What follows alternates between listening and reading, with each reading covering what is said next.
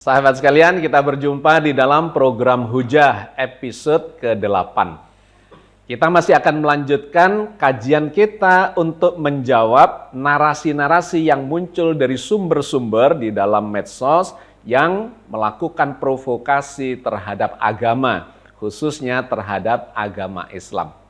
Di episode yang lalu kita telah menjadikan sebuah channel yang bernama Guru Gembul menjadi materi yang kita kaji, di mana kita sudah melakukan kajian terkait dengan sebuah topik yang menarik yang berasal dari channel tersebut, yaitu berbicara tentang Tuhan sama sekali tidak ada faedahnya. Tentu saja ini adalah sebuah provokasi yang sangat menarik dan kita sudah melakukan kajiannya di episode yang lalu, bahwa di dalam Islam justru sebaliknya. Berbicara tentang Tuhan terkait dengan dialektika dan diskursus yang dia sebutkan di dalam channelnya itu, sungguh itu menjadi sebuah jalan untuk memahami tentang Tuhan, tentang ketauhidan. Diperlukan dialektika dan diskursus untuk memahami konsep ketuhanan yang diajarkan di dalam agama Islam. Tetapi kemudian narasumber ini mengatakan, atau setengah curhat, kenapa saya dianggap sebagai liberal ketika mengatakan atau menyampaikan kesimpulan yang seperti itu. Mari kita lihat cuplikan yang disampaikan oleh narasumber berikut ini. Perdebatan Tuhan itu tidak menghasilkan apapun kecuali kebencian, kerusakan, kemudian cerita-cerita kosmik dan lain sebagainya gitu. Saya membiarkan Tuhan apa adanya sebagai satu misteri yang harus dihormati dan dihargai. Selesai di situ. Dan ketika saya mengatakan yang seperti itu luar biasanya saya itu dianggap liberal di Indonesia. Sahabat sekalian, sebenarnya kita tidak sedang ingin mengadili, menghakimi pilihan pemikiran seseorang.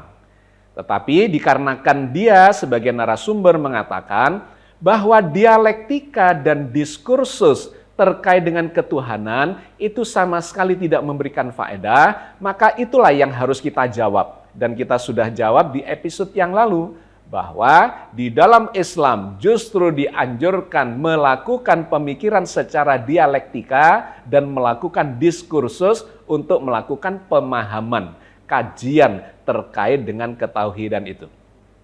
Hari ini saya ingin menambahkan, kenapa ada label kepada narasumber itu bahwa dia berpemikiran atau menyampaikan narasi-narasi yang liberal seperti itu.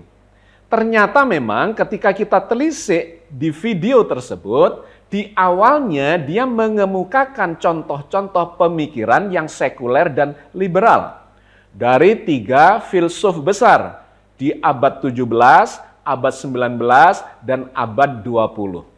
Yang pertama adalah contoh yang dia kemukakan, pemikiran ketuhanan yang disampaikan oleh seorang filsuf dari Belanda. Dia seorang Yahudi Portugis yang lahir di Belanda dan kemudian memiliki pemikiran yang tidak lazim di zamannya karena melakukan pemberontakan terhadap konsep ketuhanan. Khususnya dia disebut sebagai heterodoks, melakukan pembangkangan atau pemberontakan pemikiran terhadap Alkitab yang dia anut waktu itu atau dia pelajari Alkitabnya kaum Yahudi atau agama Yahudi yang kemudian dijadikan rujukan sebagai perjanjian lama di dalam Kristen. Sebenarnya dia melakukan pemberontakan pemikiran terhadap itu. Tetapi kemudian ini diambil sebuah pemikiran ketuhanan yang bersifat umum, bersifat global, bersifat universal. Siapakah dia? Dia adalah Baruch de Spinoza. Maka narasumber di dalam channel Guru Gembul itu mengemukakan satu ungkapan sebagai berikut. Dalam pikiran Spinoza, Tuhan itu adalah yang mewujud menjadi alam semesta ini, dan karena itu dia menjadi netral, dia tidak menghakimi orang, dia tidak menciptakan surga dan neraka, segala sesuatu yang ada sudah sepenuhnya ada dalam alam semesta, dan alam semesta ini sudah ada hukum-hukumnya, dan itu adalah manifestasi dari Tuhan. Poin penting dari pemikiran Spinoza yang dikemukakan di channel Guru Gembul ini adalah mengatakan Tuhan itu tidak seperti sosok yang memang di agama Yahudi dan Kristen dikemukakan, digambarkan sebagai sosok yang kemudian menciptakan surga dan neraka, menghakimi, mengadili, dan seterusnya. Yang itu juga sebetulnya kemudian ada diceritakan di dalam Al-Quran Al-Karim, tetapi dengan penjelasan yang lebih luas lagi. Poin penting yang ingin disampaikan oleh channel Guru Gembul dengan mengemukakan pemikiran Spinoza adalah bahwa Tuhan itu dalam sudut pandang sekuler dan liberal adalah tidak pantas dipersepsi sebagai sebuah sosok. Melainkan digambarkan oleh Spinoza, dia Tuhan telah mewujud menjadi alam semesta ini. Artinya alam semesta dengan segala perangkat hukumnya itu adalah perwujudan dari Tuhan itu sendiri yang bersifat netral. Nah, pemahaman yang seperti ini disebut juga sebagai pemahaman yang panteistik, bahwa Tuhan itu ya alam semesta itu sendiri. Maka segala akibat dari perbuatan itu diatur melalui peraturan-peraturan atau hukum alam yang sudah manifest di dalam kehidupan kita ini. Itu adalah contoh yang pertama yang dikemukakan oleh channel Guru Gembul terkait dengan konsep ketuhanan. Yang kedua, dia mengutip pendapat dari filsuf di abad ke-19, yaitu Friedrich Nietzsche dari Jerman, di mana dia mengungkapkan cuplikan sebagai berikut ini. Filosof lain yang datang belakangan, Friedrich Nietzsche, itu berpikir tentang sesuatu yang lain tentang Tuhan, bahwa Tuhan itu adalah gagasan supranatural manusia yang justru akan mengerangkeng manusia dalam pikiran-pikiran budak, dalam mental-mental orang rendahan, orang bawah, orang yang tidak bisa berbuat apa-apa. Dan karena itu dunia modern menyaksikan bahwa Tuhan itu telah mati. Karena apa? Karena di dunia modern, manusia itu sudah bisa merekayasa alam. Dan sudah berimajinasi, sudah berpikir tentang sesuatu yang bahkan tidak dipikirkan oleh Tuhan. Poin penting dari pemikiran Nietzsche yang dia kemukakan di dalam channel Guru Gembul itu adalah bahwa Tuhan yang difahami oleh orang-orang kuno secara klasik itu sudah mati. Di era modern, pemikiran manusia, masyarakat modern tentang Tuhan, itu tidak lagi Tuhan yang sosok seperti itu. Bahkan melebihi dari semua itu dikarenakan manusia modern sudah menguasai teknologi, menguasai sains. Yang dengan sains dan teknologi itu, manusia telah melakukan rekayasa-rekayasa. Bisa mengubah-ubah, menciptakan, dan seterusnya terhadap alam ini. Sehingga menurut dia, Tuhan klasik itu sudah mati. Yang ada adalah Tuhan-Tuhan yang diciptakan oleh pikiran masyarakat modern. Bahkan dia mengutipkan atau menyampaikan satu ungkapan, jangan-jangan pikiran manusia modern terhadap Tuhan itu adalah bahkan sesuatu yang tidak terpikirkan oleh Tuhan. Tentu saja ini adalah sudut pandang filsuf yang kontroversial ya dari Nietzsche, yang ini adalah pemikiran yang bersifat sekuler bahkan sangat liberal. Nah, yang ketiga, dia mengemukakan contoh dari pemikiran filsuf yang lebih baru lagi dari abad ke-20, yaitu dari Jean-Paul Sartre. Dia ini adalah filsuf dari Perancis. Dia mengutip sebagai berikut. Ya, Sartre juga punya gagasan yang agak unik terkait dengan Tuhan, yaitu apa? Ya, tidak ada Tuhan. Apa bukti bahwa Tuhan itu tidak ada? Ya, buktinya adalah bahwa keberadaan Tuhan itu ada setelah kita ada duluan gitu. Kita bereksistensi, kemudian kita menjadi ada gitu maksudnya ya. Kemudian dalam keberadaan kita itu kita membayangkan Tuhan itu begini, lalu orang lain yang bereksistensi menggambarkan Tuhan itu begini, dan kemudian orang dari pelosok negeri nun jauh di sana juga punya gambaran tentang Tuhan begini, dan lain sebagainya. Artinya apa? Ya artinya kita ada dulu, baru kita membuat Tuhan itu ada.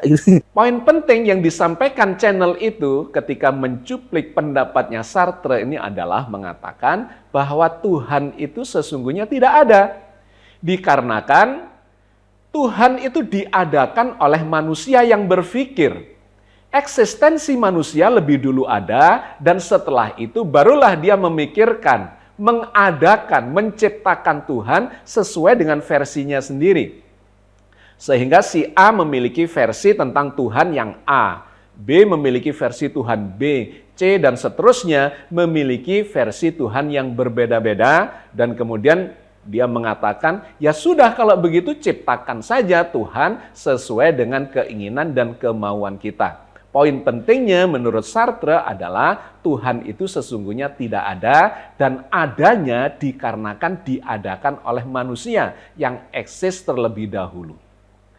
Sahabat sekalian, dengan 3 contoh ini kita kemudian mendapatkan kesan bahwa narasumber dari channel Guru Gembul itu ingin memberikan gambaran tentang pendapat manusia modern mulai dari abad 17 sampai abad 20 yang berpendapat bahwa Tuhan itu sesungguhnya memiliki definisi yang bermacam-macam itu. Mulai dari panteisme yang mengatakan bahwa Tuhan sudah mewujud di alam semesta dalam bentuk hukum-hukum alam yang ada di alam semesta itu sendiri. Dan yang kedua, dikatakan bahwa Tuhan klasik sudah mati. Bahkan yang ketiga, dikatakan bahwa Tuhan itu sesungguhnya tidak ada. Nah, dari 3 ungkapan inilah kemudian narasumber di Guru Gembul itu menyimpulkan bagaimana kemudian terkait pendapat saya pribadi sebagai narasumbernya. Saya sebenarnya termasuk orang yang tidak mau ambil pusing terkait dengan identitas definisi Tuhan. Karena pertama itu adalah pembicaraan, dialektika, dan diskursus yang sama sekali tidak berfaedah. Nah, sahabat sekalian, sesungguhnya kita sudah mengatakan di episode yang lalu, ketika dia mengatakan pilihannya itu bahwa dia tidak ambil pusing, kita sesungguhnya juga tidak ambil pusing. Terserah saja, karena itu adalah pilihan pribadi di mana kita tidak memiliki hak untuk mengadili, menghakimi pilihan seseorang. Menjadi bermasalah ketika dia mengemukakan bahwa dialektika dan diskursus, dialektika adalah pemikiran atau dinamika pemikiran, sedangkan diskursus adalah dinamika pemikiran yang dikaitkan dengan orang lain, ada perdebatan, ada argumentasi, dan seterusnya, sehingga melibatkan kita di dalamnya. Maka kita harus melakukan pengkritisan terhadap narasi itu. Silahkan saja dia memilih tidak ambil pusing dikarenakan berkaca atau mengambil kesimpulan dari pendapat para filsuf yang sekuler dan liberal itu. Kemudian dia mengambil kesimpulan bahwa bicara tentang Tuhan tidak ada gunanya, hanya akan memunculkan masalah saja. Tetapi kita sebagai umat Islam memiliki konsep yang berbeda dengan semua itu, bahkan melengkapi, jauh lebih lengkap dibandingkan apa yang dihasilkan oleh pemikiran-pemikiran sekuler dan liberal itu. Bahwa Tuhan itu tidak bersifat sosok, itu diajarkan di dalam Islam. Bahwa di dalam Islam itu menggunakan kata-kata atau kalimat yang antropomorfisme, menggunakan simbol-simbol kemanusiaan, itu sesungguhnya adalah sebuah simbolisasi untuk mengajarkan kepada manusia, memperkenalkan diri Tuhan, tetapi tidak begitu sepenuhnya, karena ketika kita membaca ayat-ayat yang lain, itu digambarkan bahwa sifat-sifat yang antropomorfisme itu hanyalah simbol-simbol untuk memperjelas, memperkenalkan diri Tuhan. Tentang Tuhan yang maha melihat seakan-akan punya mata, maha mendengar seakan-akan punya telinga, maha berfirman, berbicara seakan-akan punya mulut, menggulung langit dengan tangannya seakan-akan punya tangan, dan seterusnya, duduk di atas singgasana. Semua itu tidak bermakna fisikal. Dikarenakan kita ketika memahami ayat-ayat yang lain itu menegasikan sifat-sifat yang antropomorfisme itu. Misalnya yang dikemukakan oleh Al-Quran di dalam surat Al-Hadid ayat 2 dan 3.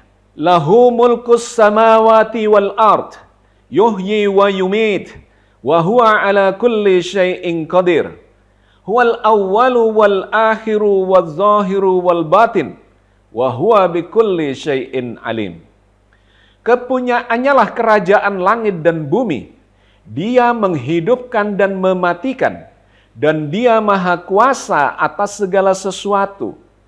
Dialah yang awal dan yang akhir, yang zahir dan yang batin, dan Dia maha mengetahui segala sesuatu. Ayat ini memiliki makna yang sangat mendalam, melebihi apa yang ditafsirkan atau disimpulkan oleh para filsuf yang sekuler dan liberal itu. Di mana mereka mengatakan Tuhan ya alam semesta itu sendiri. Tetapi di dalam Al-Quran digambarkan bukan, alam semesta itu cuma ciptaan saja. Miliknya Allah sebagai Tuhan yang menciptakan jagat raya ini. Seluruhnya langit dan bumi dan segala isinya itu adalah diciptakannya belaka. Yang hidup itu diciptakan, yang mati juga diciptakan. Semua itu adalah milik Allah belaka. Bahkan kemudian dilanjutkan di ayat berikutnya itu, huwal awwalu wal akhir. Dialah yang awal dan akhir dari seluruh eksistensi ini. Bahkan dialah yang zahir wal batin. Zahiriyah, mewujud dalam segala realitas yang syahadah, yang bisa dipantau dengan panca indera, ataupun yang gaib, yang batiniah. Dalam konteks ini bisa digambarkan bahwa eksistensi Tuhan itu memang juga mewujud di dalam realitas jagat raya ini. Tetapi bukan itu Tuhan itu, karena Dia melebihi dari semua itu. Karena Dialah yang menciptakan dan kemudian menguasai, memiliki segala makhluk yang diciptakannya itu. Nah, sahabat sekalian, dengan membaca sebagian dari apa yang diceritakan Al-Quran terkait dengan eksistensi Tuhan itu, maka kita mendapatkan gambaran bahwa Al-Quran mengajarkan konsep ketuhanan yang melebihi dari apa yang dipikirkan oleh para filsuf yang sekuler dan liberal itu dengan segala keterbatasan pemikirannya sebagai manusia. Bahkan kemudian ujungnya ada satu ayat di dalam Al-Quran yang menegasikan semua kepahaman kita itu, yaitu di dalam surat Asy-Syura ayat 11. Ketika Allah mengatakan laisa kamitslihi syai'un. Dan Allah itu tidak seperti apapun yang kalian bayangkan atau pernah kalian imajinasikan. Jadi sahabat sekalian, di satu sisi Allah memperkenalkan dirinya secara antropomorfisme dikarenakan keterbatasan pikiran atau akal manusia. Karena Al-Quran ini diajarkan kepada orang yang awam sama sekali sampai kepada yang paling pakar sekalipun. Itu digambarkan oleh Al-Quran dalam berbagai ayat yang harus kita pahami secara holistik. Maka penjelasan secara antropomorfisme itu diperlukan bagi orang-orang yang tidak memiliki daya imajinasi yang canggih. Tetapi bagi orang-orang yang ilmuwan, yang pakar, maka kita bisa merangkaikan seluruh penjelasan di dalam Al-Quran itu mulai dari yang antropomorfisme, kemudian yang panteisme yang disampaikan oleh Spinoza itu, bahwa Tuhan mewujud di dalam ciptaannya, itu diceritakan di dalam Al-Quran. Tapi lebih dari itu, Allah kemudian mengatakan, bukan, itu adalah ciptaanku, itu milikku belaka. Sesungguhnya Allah itu laisa kamitslihi syai'un. Dia tidak seperti apapun yang pernah kalian bayangkan, pernah kalian imajinasikan. Mudah-mudahan bermanfaat untuk memberikan gambaran sebagai satu pemikiran yang berbeda dari apa yang disampaikan di dalam channel Guru Gembul tersebut. Salam.